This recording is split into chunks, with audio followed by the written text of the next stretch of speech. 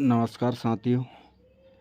जैसे कि कल आपका अर्थशास्त्र का पेपर है कक्षा 11वीं, तो वार्षिक परीक्षा 2024 के लिए मैं बहुत ही महत्वपूर्ण प्रश्न लेके आया हूँ, जिसमें आपका ओटी वाले क्वेश्चन, रिक्त स्थान, जोड़ी, सत्य असत्य, एक शब्द वाक्य में उत्तर, 2 नंबर, 3 नंबर और 4 नंबर वाले सभी प्रकार के क्वेश्चन आंसर मेरे द्वारा इसमें ऐड किए गए हैं। तो बहुत ही महत्वपूर्ण प्रश्न है। सारे ओटी, रिक्त स्थान, जोड़ी, सत्य असत्य सभी आप लोगों को इसमें देखने को मिल जाएंगे। जैसे कि हम देखते हैं कि पहला क्वेश्चन हमारा है, तो पहला क्वेश्चन हमारा क्या है, अर्थशास्त्र का जनक किसे कहा जाता है। तो अर्थशास्त्र का जनक किसे कहा जाएगा, तो एडम स्मिथ को। किसको बोला जाएगा, एडम स्मिथ को। तो हमारे जो एडम स्मिथ है, तो अर्थशास्त्र के बारे में पहली बार 1776 में इनके द्वारा इनकी एक किताब लिखी गई थी। तो उस किताब में आधुनिक रूप से अर्थशास्त्र का इनके द्वारा अध्ययन किया गया था, इसलिए अर्थशास्त्र का जनक किसे कहा जाता है, एडम स्मिथ को कहा जाएगा। अगले प्रश्न की ओर हम बढ़ते हैं। अर्थशास्त्र वह विज्ञान है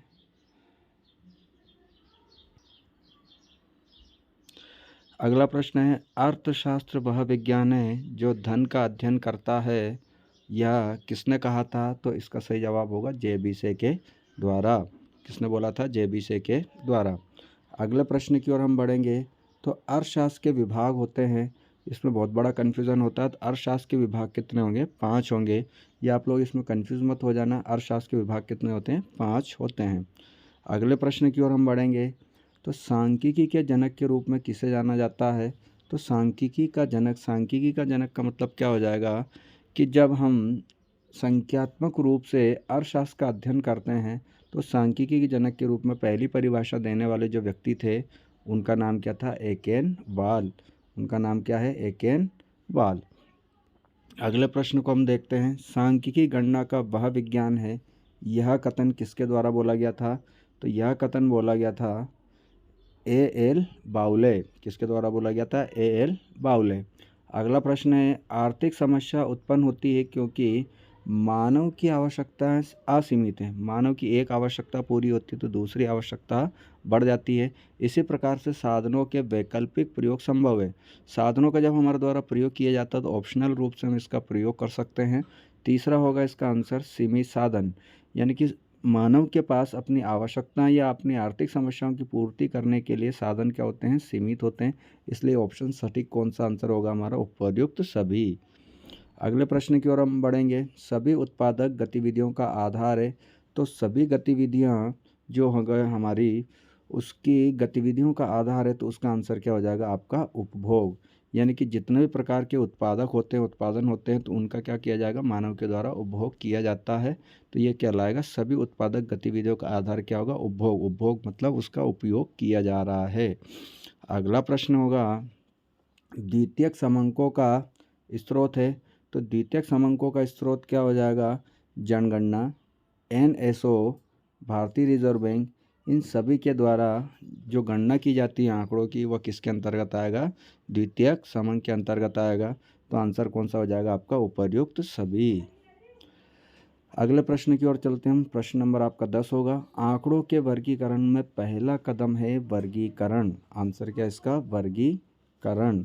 तो आंकड़ों का वर्गीकरण, जब आंकड़ों हम सारणी और क्रम के माध्यम से, यानी कि वर्ग समूह के माध्यम से या वर्ग तालिका में जब हम इसको डिवाइड करेंगे, तो उसका क्या किया जाता है, वर्गीकरण किया जाता है। अगले प्रश्न की ओर हम चलते हैं। तो वर्ग 10 से 15 में वर्ग अंतराल है। कोई भी वर्ग दिया हो, दोनों का डिफरेंस देख लेंगे, यानी कि उनमें से माइनस कर देंगे। तो 15 और 10 के बीच में कितना अंतर आएगा, 5 का अंतर आएगा। तो वर्ग अंतराल यानी कि वर्गीकरण इसमें किया गया है अंकों का। अगले प्रश्न की ओर हम चलेंगे।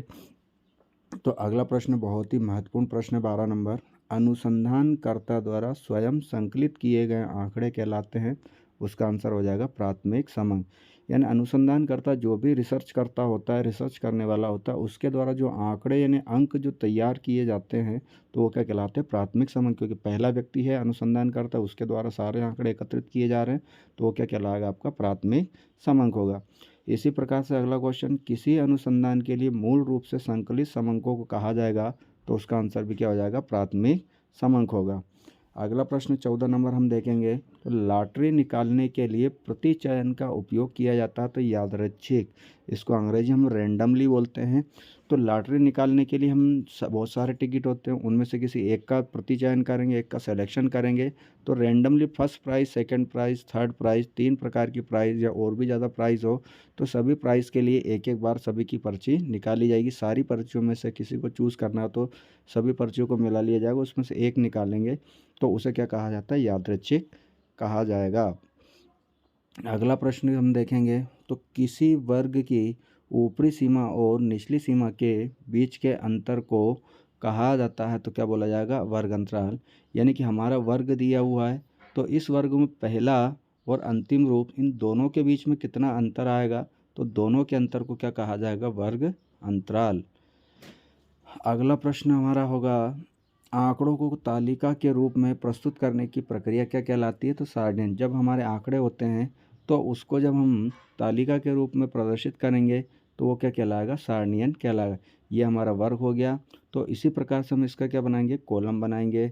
वर्ग कॉलम में जब उसको डिवाइड किया जाता तो वो क्या कहलाता है, सारणियन कहलाएगा। अगला प्रश्न है, आयत चित्र होता है तो आप लोगों को पता होगा आयत कैसा होगा, जिसकी आमने सामने की दो भुजाएं बराबर होती है। जैसे ये एक आयत हुआ तो ये वाली आयत और ये वाला आयत, ये वाली भुजा ये वाली भुजा दोनों क्या होगा, इक्वल। ये भुजा ये दोनों क्या हो जाती, बराबर हो जाती है। तो ये क्या बन गया, आपका एक आयत बन गया। तो इसको बनाने के लिए हम क्या करेंगे, पहले ये एक्स अक्ष, जैसे कि मान लो ये वाला हुआ तो एक्स अक्ष बनाया हमने। इसके ऊपर क्या होगा, हमारा वाई अक्ष। तो ऊपर वाला वाई अक्ष और ये वाला क्या हो जाएगा, एक्स अक्ष होगा।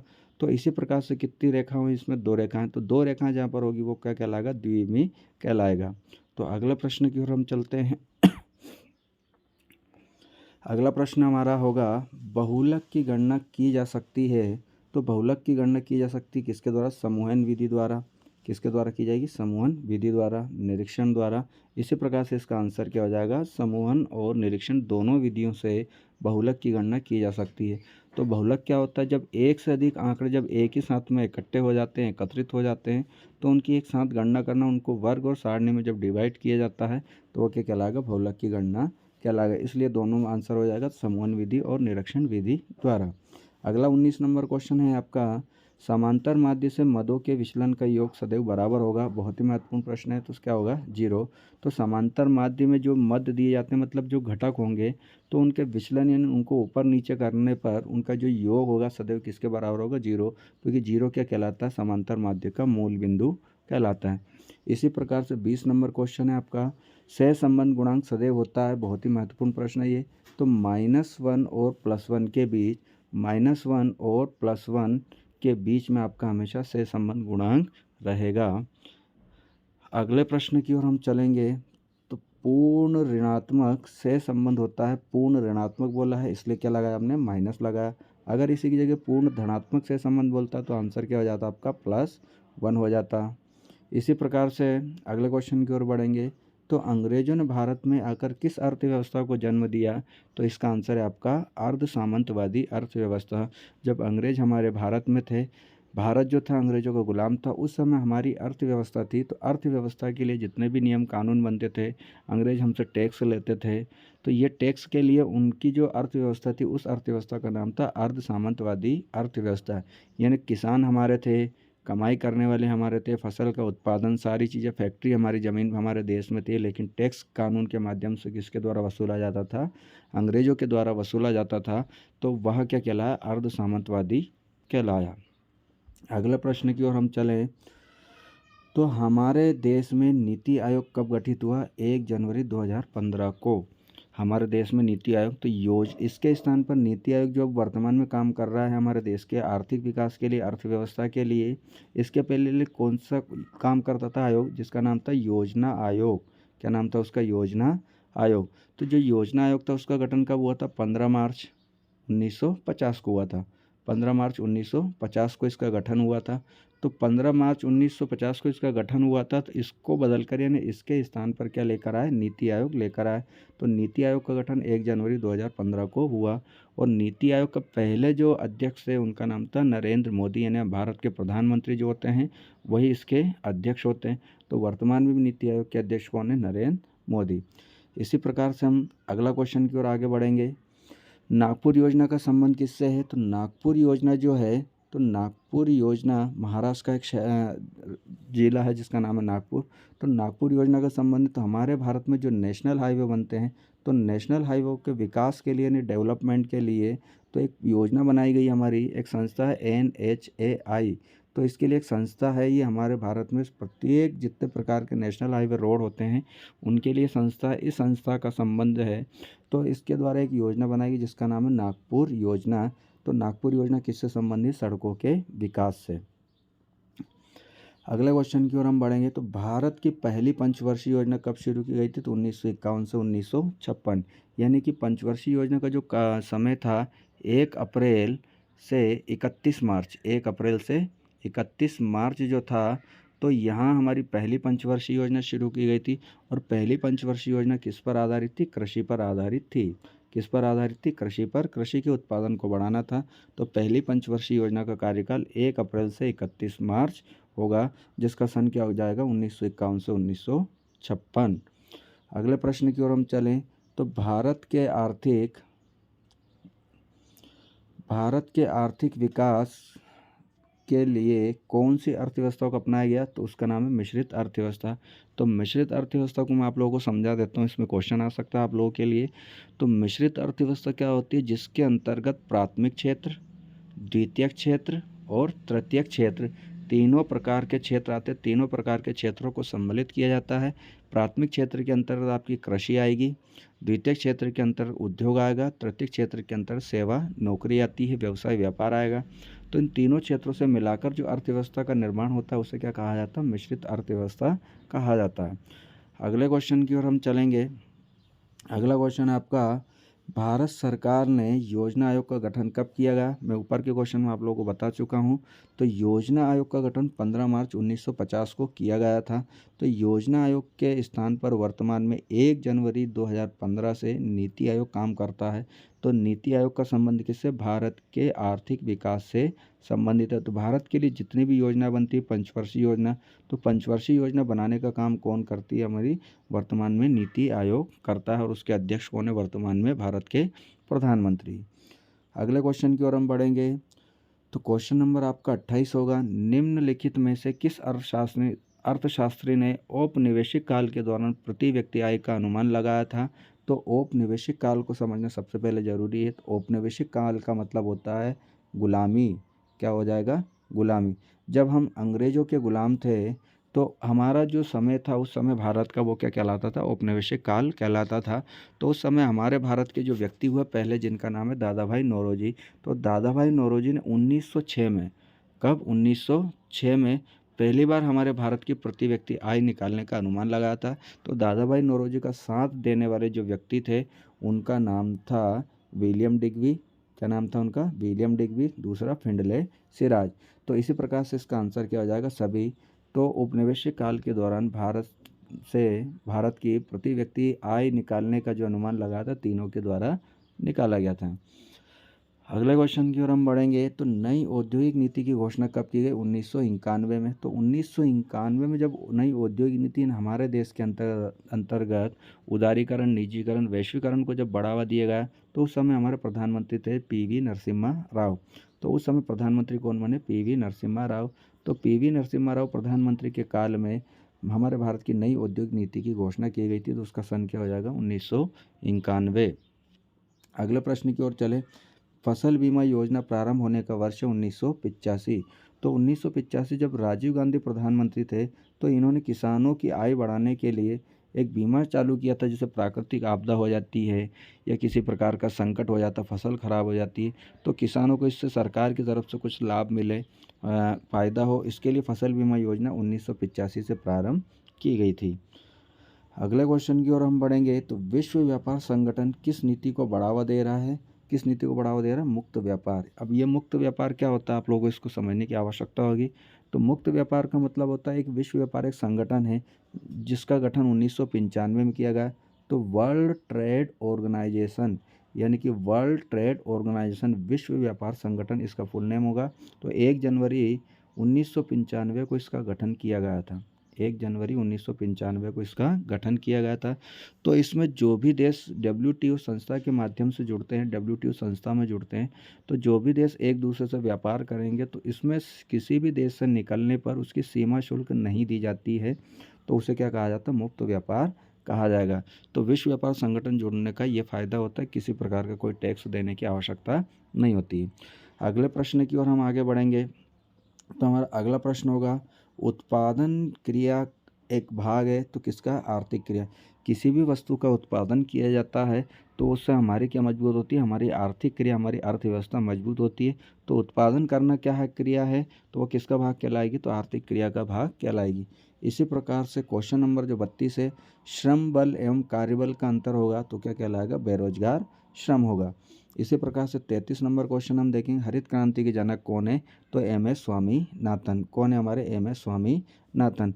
तो एम.एस. स्वामीनाथन ने 1966 से 67 के बीच में हमारी हरित क्रांति लेकर आए थे, जिसमें गेहूं और चावल की फसल को बहुत ज़्यादा फायदा हुआ था। तो उसमें हमारे गेहूं चावल के उत्पादन को 2 गुना बढ़ा दिया गया था।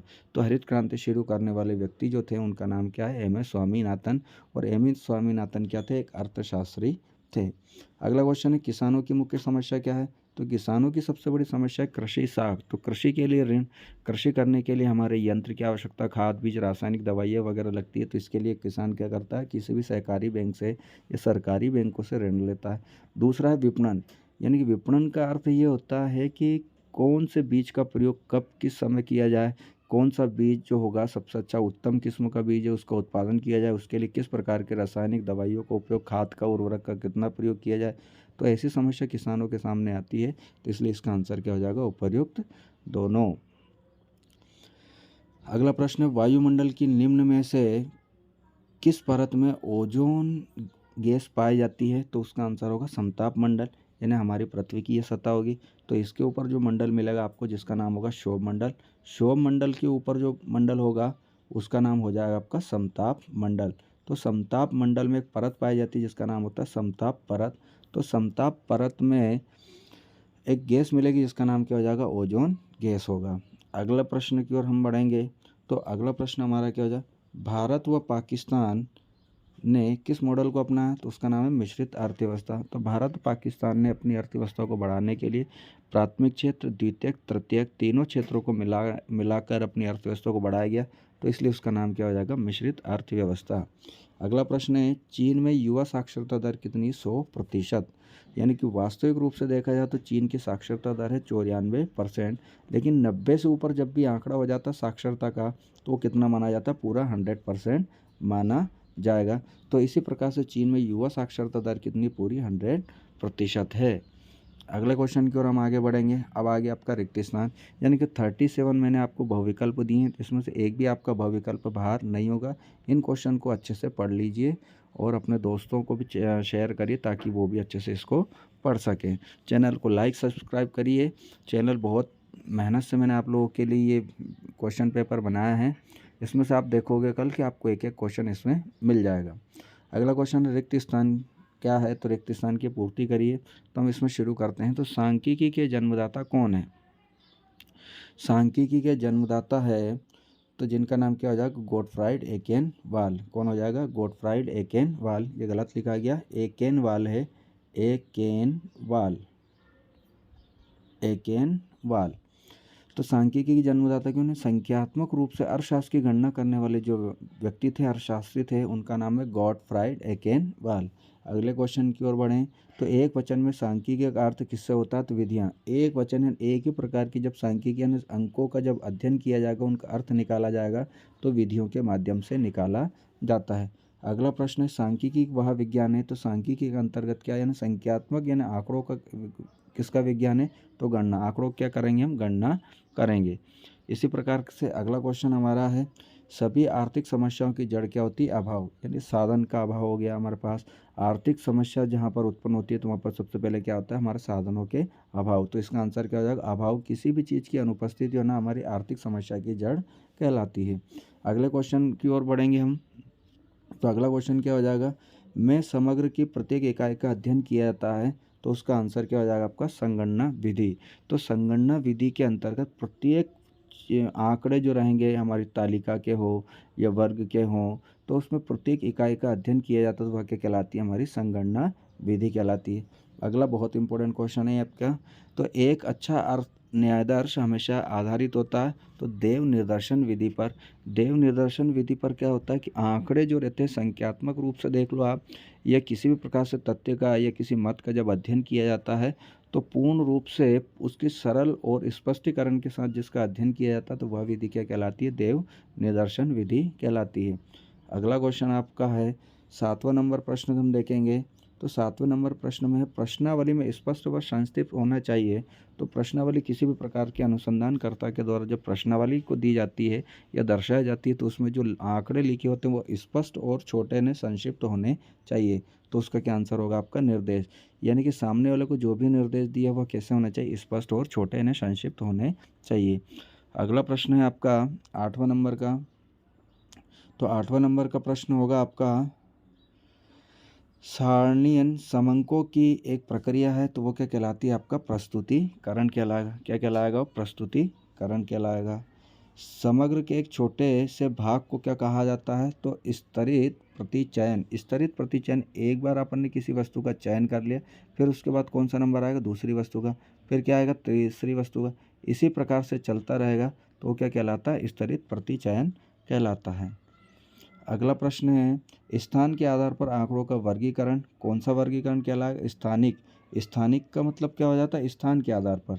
एक बार जिस आंकड़ों का हमने चयन कर लिया उसकी तालिका को बना के साइड में रख दिया, फिर दूसरी बार आंकड़ों का चयन करेंगे, फिर तीसरी बार करेंगे। इसी प्रकार से आंकड़ों का चयन करना क्या कहलाता है, स्थानिक। स्थानिक का मतलब हो जाएगा एक बार एक स्थान का चयन करना, फिर उसके बाद दूसरे स्थान का चयन करना। अगला प्रश्न 11वें नंबर का, वास्तविक माध्य के लिए विचलनों का जोड़ होता है तो क्या हो जाएगा, 0। वास्तविक माध्य के लिए विचलनों का जोड़ कितना हो जाएगा, 0 होगा। उसी प्रकार से बहुलक प्रकार का औसत है। तो बहुलक के अंतर जब बहुत सारे आंकड़े हो जाते हैं तो किस प्रकार का एवरेज निकालेगा, औसत होगा, अनिश्चित व स्पष्ट। जब बहुत सारे आंकड़े हो जाएंगे हमारे पास तो उनका एवरेज कैसा होगा, अनिश्चित होंगे आंकड़े, नए नए आंकड़े आते जाएंगे। तो इसी प्रकार से स्पष्ट तो होगा लेकिन अनिश्चित बार बार उनके एवरेज हम निकाल सकते हैं। उसी प्रकार से 3 मध्य का में माइनस है बीच में, थोड़ा ध्यान दे लेना, यहाँ पर देखना एक बार थोड़ा। 3 मध्य का बीच में क्या आ जाएगा, माइनस 2 माध्य बराबर आंसर क्या होता है, बहुलक। जब भी हम 3 मध्यिका में से 2 माध्य को माइनस करेंगे तो 2 की जगह 4 ले लो, 3 ले लो, कितना भी हो उससे कोई दिक्कत नहीं है। तो 3 माध्य का माइनस 2 माध्य बराबर क्या हो जाएगा, बहुलक होगा। अगला प्रश्न 14 नंबर, केंद्रीय प्रवृत्ति का सर्वश्रेष्ठ माप है तो उसका आंसर होगा आपका समांतर माध्य।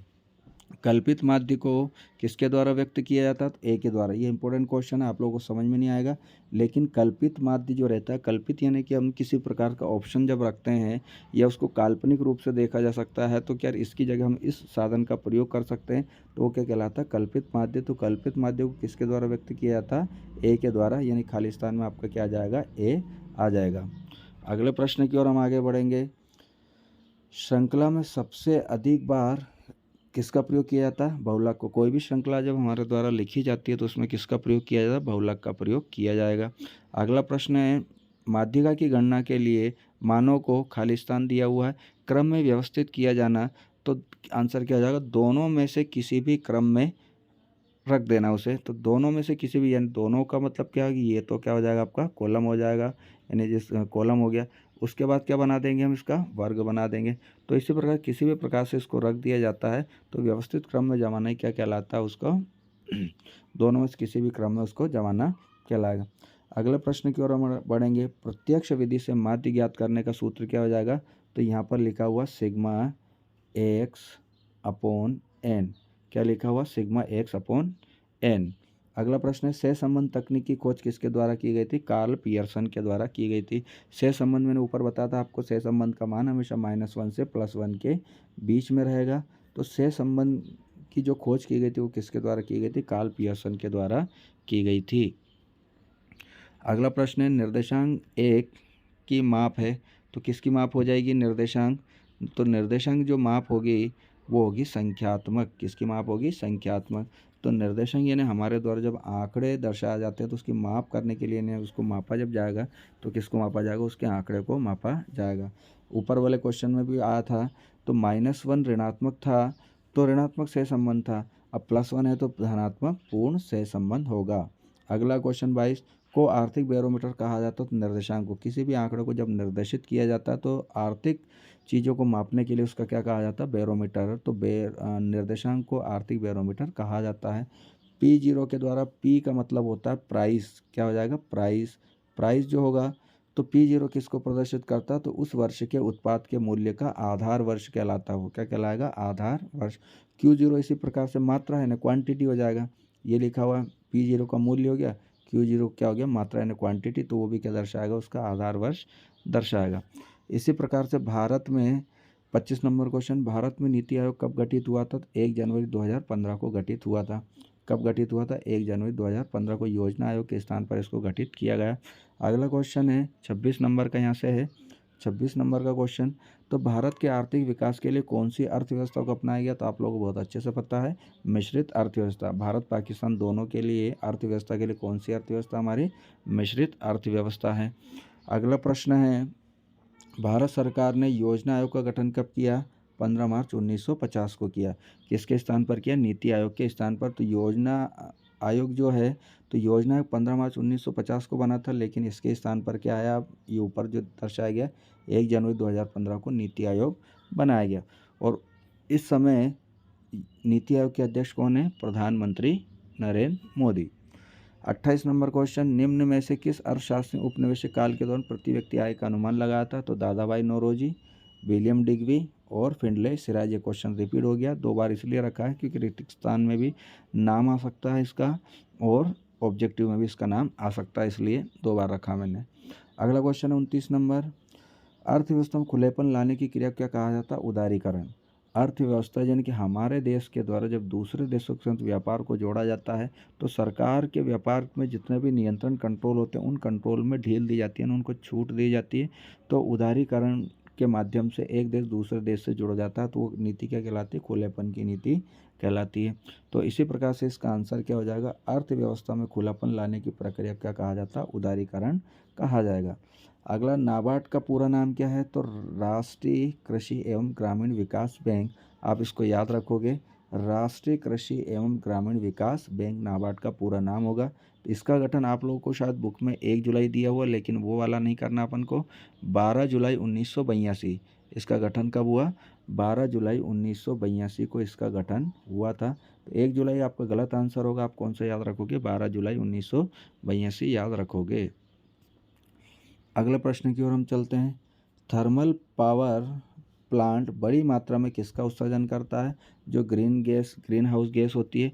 तो थर्मल पावर प्लांट जो रहते हैं उनके माध्यम से मीथेन और कार्बन डाइऑक्साइड दोनों ही बहुत गर्म गैस होती है। जो हमारी ग्रीन गैस है, तो मीथेन और carbon dioxide thermal power plant के द्वारा बहुत बड़ी मात्रा में इन गैसों का उत्सर्जन किया जाता है। अगला क्वेश्चन है, चीन में ग्रेट लीप फॉरवर्ड अभियान किस सन में शुरू किया गया था, 1958। कब शुरू किया गया था, 1958। अगला क्वेश्चन 33 नंबर, किस पद्धति के अंतर्गत लोग सामूहिक रूप से खेती करते हैं। तो यहाँ पर जो विदेशों में खेती होती है सामूहिक रूप से, सभी किसान सामूहिक रूप से खेती करते हैं, तो उस खेती का नाम होता है कम्फ्यून पद्धति। किस पद्धति के अनुसार, कम्फ्यून पद्धति के अनुसार वो खेती करते हैं। तो विदेशों में जैसे कि उदाहरण के लिए हम ले लें ब्राज़ील, तो ब्राज़ील के अंतर्गत सारे लोग सामूहिक रूप से ने सभी लोग एक ही खेत में काम करते हैं। तो किस पद्धति के अनुसार काम करें, कम्फ्यून पद्धति के माध्यम से काम करेंगे। अगला प्रश्न सत्य असत्य की ओर आते हैं अपन। तो सत्य असत्य में देख ली, फटाफट देखते हैं। तो बहुवचन के रूप में सांख्यिकी का सूत्र जो है, तो सांख्यिकी का सूत्र है, बहुवचन के रूप में जब बहुत सारे आंकड़े होते हैं तो उनको बहुवचन के रूप में दर्शाया जाता है। तो सांख्यिकी का सूत्र होगा, तो बिल्कुल सत्य है। सांख्यिकी का संबंध मात्रात्मक आंकड़ों से होता है, मात्रा को अध्ययन किया जाता है, बिल्कुल सत्य है। सांख्यिकी की जाँच से आशय समंकों के एकत्रीकरण से है। तो सांख्यिकी की जांच करते जब रिपोर्ट निकालते तो हमारे आंकड़े होते तो उनको सब एक साथ इकट्ठा कर लिया जाता है, यानी एकत्रीकरण कर लिया जाए, बिल्कुल सत्य है। निर्देशांक की रचना करते समय आधार वर्ष का चयन उत्पादन वृद्धि के आधार पर किया जाता है, बिल्कुल सत्य। इंपॉर्टेंट क्वेश्चन है आपका। अगला 5वें नंबर का क्वेश्चन आएगा आपका, मुद्रास्फीति को थोक मूल्य सूचकांक में परिवर्तन के रूप में मापा जाता है, तो बिल्कुल सत्य होगा। अगला क्वेश्चन, भारत में पहली रेलगाड़ी मुंबई से थाने तक चलाई गई थी, तो बिल्कुल सत्य। कब चलाई गई थी, 1853 को चलाई गई थी, लॉर्ड डलहौजी के काल में चलाई गई थी। 16 अप्रैल 1853 को चलाई गई थी। अगला प्रश्न की ओर हम चलेंगे। ब्रिटिश काल में कच्चे माल का आयात किया था, असत्य। ब्रिटिश काल में यानी कि ब्रिटिश शासन जब हमारे भारत था तब हम कच्चे माल का आयात किया जाता था, तो बिल्कुल असत्य है। अगला क्वेश्चन है, हरित क्रांति का संबंध दूध उत्पादन से बिल्कुल नहीं, किससे संबंधित है? कृषि से संबंधित है। किससे संबंधित? कृषि से संबंधित। हरित क्रांति के जनक के रूप में किसको जाना जाता है? एम.एस. स्वामीनाथन को जाना जाता है। अगला क्वेश्चन है, द्वितीय क्षेत्र में निर्माण उद्योग शामिल होता है, बिल्कुल सत्य। प्राथमिक क्षेत्र के अंतर्गत कृषि आती है, द्वितीय के अंतर्गत निर्माण उद्योग आएगा, तृतीय क्षेत्र के अंतर्गत सेवा या नौकरी होती है। अगला क्वेश्चन 10 नंबर, विश्व के लौह अयस्क भंडार का लगभग 80% अकेले भारत में, ये बात असत्य है। अगला क्वेश्चन की ओर हम आगे बढ़े। इंपोर्टेंट 1991 औद्योगिक नीति में लाइसेंस में ढील दी गई थी, तो बिल्कुल सत्य है। औद्योगिकरण यानी जब हमारा उदारीकरण वैश्वीकरण जब जोड़ा गया था, तो इसके माध्यम से हमारे लाइसेंस जो थे कंपनियों के जिसके द्वारा उत्पादन किया जाता उनमें क्या दी गई थी? ढील दी गई थी, नियंत्रण को हटा लिया गया, तो बिल्कुल सत्य होगा। अगले क्वेश्चन की ओर हम चलेंगे। तो आर्थिक सुधार 1993 से लागू किए गए थे, बिल्कुल असत्य है। आर्थिक सुधार 1993 से लागू किए गए थे, यह सत्य। कब किए गए थे? जब 1991 में किए गए थे। अगला, शिक्षा में निवेश मानव को मानव पूंजी में परिवर्तित करता है, तो शिक्षा में जो निवेश किया जाएगा तो मानव वो क्या बन जाएगी? मानव का धन यानी मानव की पूंजी बन जाएगी। जब शिक्षित हो जाते हैं तो हम आर्थिक क्रिया हमारी संपन्न हो जाती है ना, आर्थिक क्रिया हम करने लगते हैं तो मानव पूंजी में परिवर्तित हो जाता है। तो क्या आंसर होगा इसका? सत्य होगा। ग्लोबल वार्मिंग का प्रमुख प्रभाव समुद्र के स्तर में वृद्धि होना है। ग्लोबल वार्मिंग का मतलब ये है कि जब हमारे वायुमंडल बहुत ज़्यादा गर्म हो जाएगा, तो वायुमंडल गर्म होने से हमारी जो बर्फ़ के पहाड़ पिघलने लगेंगे, जिससे हमारा जल स्तर बढ़ जाएगा, यानी समुद्र के जल स्तर में वृद्धि हो जाएगी। इसलिए क्या हो जाएगा? ये सत्य होगा। अगला, सांस का फूलना वायु प्रदूषण के कारण होगा। वायु से तो हम सांस लेते हैं, ऑक्सीजन लेते हैं, कार्बन डाइऑक्साइड छोड़ते हैं, तो हमारी वायु से संबंधित, इसीलिए सांस का फूलना वायु प्रदूषण के कारण उत्पन्न होता है। अगला होगा हमारा, धारणीय विकास पर्यावरण के संरक्षण का पर्याय है। तो धारणीय विकास का मतलब होता है कि पर्यावरण के लिए ऐसे उत्पादों का उपयोग किया जाए या प्रयोग किया जाए जिसके माध्यम से पर्यावरण का किसी प्रकार का नुकसान ना हो, पर्यावरण को संरक्षण उसको बचाया जा सके। तो उसका आंसर क्या हो जाएगा? सत्य होगा। अगले प्रश्न की ओर हम बढ़ेंगे। तो नगरीकरण से जनसंख्या घनत्व सघन होने लगते हैं। तो नगर में जब चले जाते हैं, तो नगर यानी शहर में जब चले जाएंगे तो सारी जनसंख्या पास पास में मकान बनाकर रहने लगती है और वहाँ पर रोजगार की व्यवस्था, व्यवसाय की व्यवस्था होती है, तो वहाँ जनसंख्या का लेवल बढ़ जाता है। इसलिए क्या होगा? सत्य होगा। अगला, निर्माण मजदूर अनियत मजदूरी वाले श्रमिक कहलाते हैं। तो निर्माण मजदूर किसी भी चीज़ का निर्माण करने वाले जो मजदूर अनियत मजदूरी वाले श्रमिक, यानी कि उनका काम हो जाता है उसके बाद वो वहाँ से पलायन कर जाते हैं, दूसरे स्थान पर चले जाते हैं, इसलिए क्या कहलाएंगे? वो अनियत मजदूरी वाले श्रमिक कहलाते हैं। अगला प्रश्न 19 नंबर है, प्रच्छन्न बेरोजगारी ग्रामीण बेरोजगारी का आम प्रकार है। प्रच्छन्न बेरोजगारी का मतलब होता है कि जो मजदूर होते हैं वो इधर उधर काम करने में इधर उधर बिखर जाते हैं, समूह में काम नहीं करते हैं। कुछ लोग कौन सा काम कर रहे हैं, कुछ किधर चले जाते हैं। तो ग्रामीण बेरोजगारी का एक आम प्रकार है ना, गाँव के अंदर कुछ मजदूर दूसरी जगह काम करने चले गए, कुछ शहर में चले गए, कुछ अपना व्यवसाय कर रहे हैं, कुछ क्या कर रहे हैं। तो इसी प्रकार से प्रच्छन्न बेरोजगारी ग्रामीण बेरोजगारी का आम प्रकार है, तो बिल्कुल क्या हो जाएगा? ये सत्य होगा। अगले प्रश्न की ओर हम चलेंगे। तो भारत भौगोलिक दृष्टि से दक्षिण एशिया का सबसे बड़ा देश है, बिल्कुल। तो ये जो पृथ्वी होती है, इस पृथ्वी के बीच में जो रेखा है, इसमें यहाँ पर एशिया महाद्वीप के अंतर्गत भारत आता है, तो इस रेखा के थोड़ा सा ऊपर यानी भूमध्य रेखा से ऊपर आता है, तो इस एशिया का दक्षिण में सबसे बड़ा देश है। तो ये आंसर क्या हो जाएगा हमारा? सत्य होगा। चीन में ग्रेट लीप फॉरवर्ड 1998 में प्रारंभ हुआ, असत्य हुआ। कब प्रारंभ हुआ था? ये 1958 में प्रारंभ हुआ था। तो चीन में जो ग्रेट फॉरवर्ड लीप जो शुरू हुई थी, कब शुरू हुई थी? 1958 में शुरू हुई थी। अगले प्रश्न की ओर हम चलें। तो अगला प्रश्न है आपका, भारत में 1990 में आर्थिक सुधारों की शुरुआत हुई, असत्य। आर्थिक सुधार कब हुए थे? 1991 में शुरू हुए थे।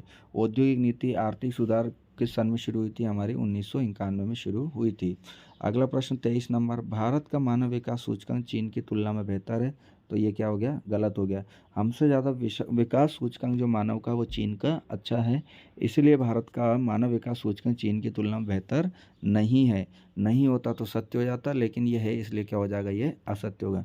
तो मैंने आप लोगों के लिए 23 क्वेश्चन लिए हैं खालिस्तान वाले। इसी में से आपको 5 या 7 जो क्वेश्चन होंगे आपके सारे इसमें से आपको देखने को मिल जाएंगे। इनको बहुत अच्छे से कर लीजिएगा। चलो अगला चलते हैं हम। जोड़ी बनाओ फटाफट।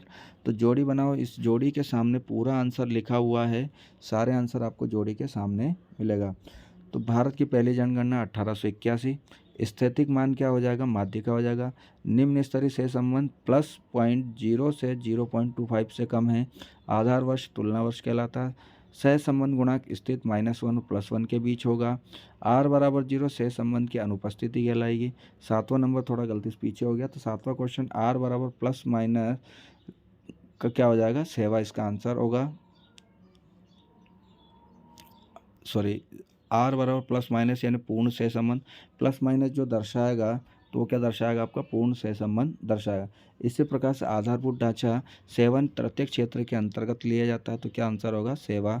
9वां क्वेश्चन विपणन संबंधी क्रियाओं का अंतर्राष्ट्रीयकरण करना क्या कहलाता है, वैश्वीकरण।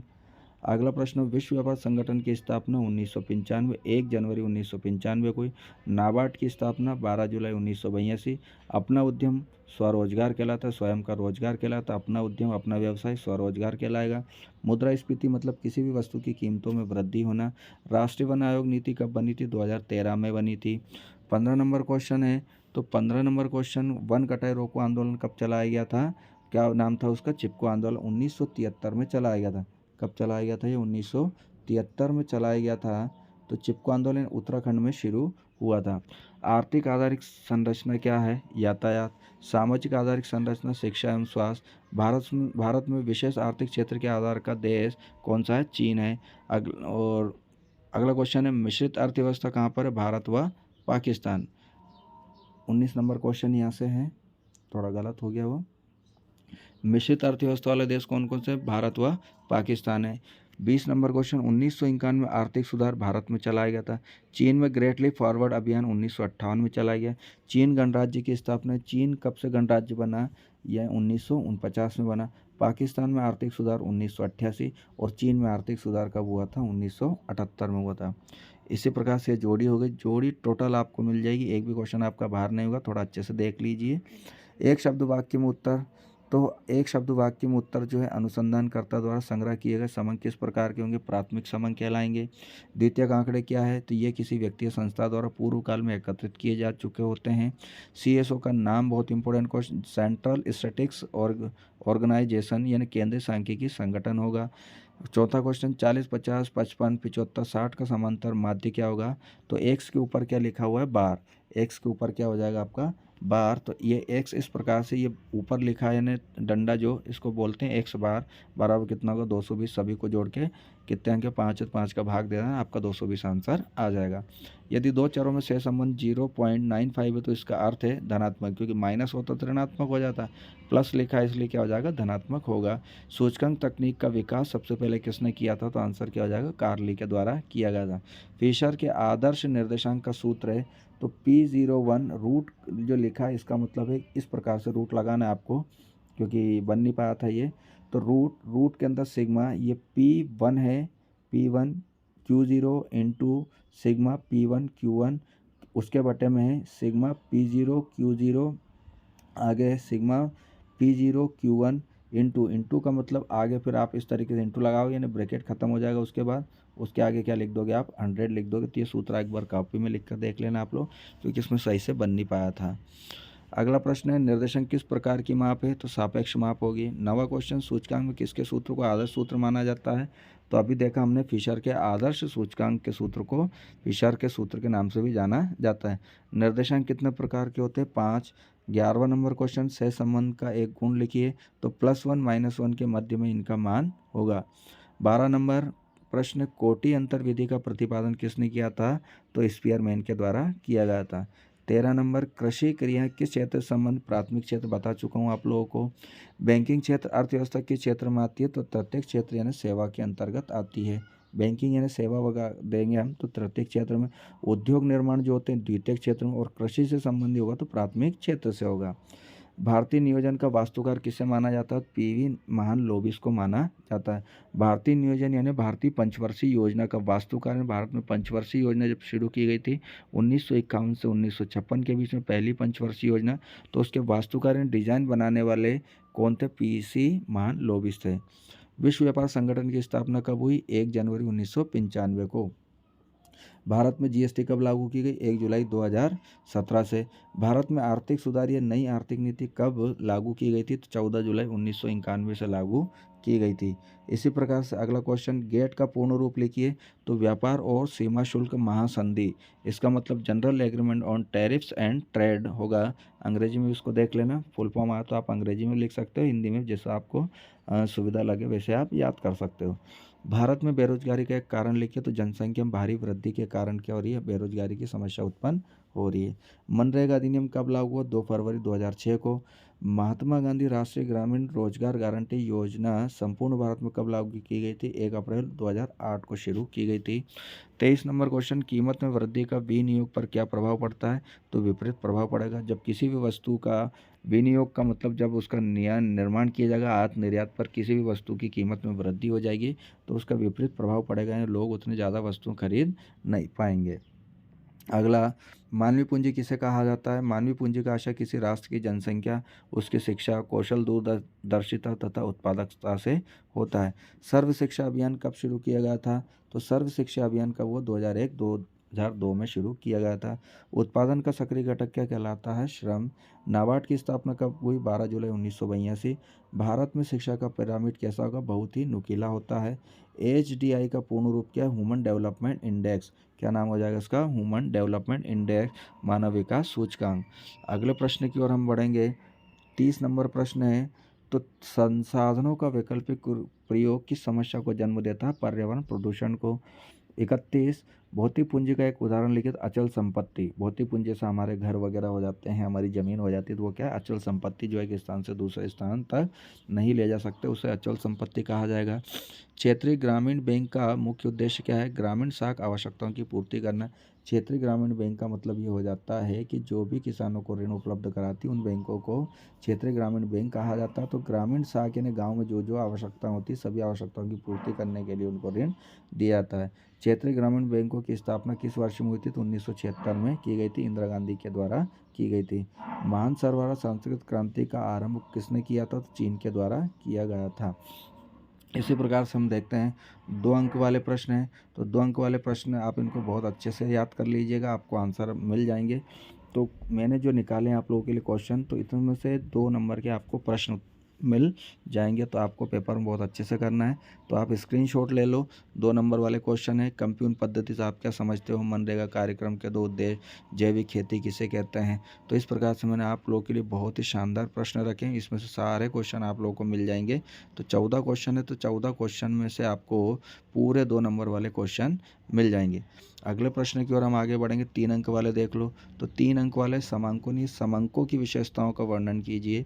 तो पहला, दूसरा, तीसरा, चौथा ने 12 क्वेश्चन रखे हैं। तो 12 क्वेश्चन में आपको 3 नंबर वाले क्वेश्चन आंसर मिल जाएंगे।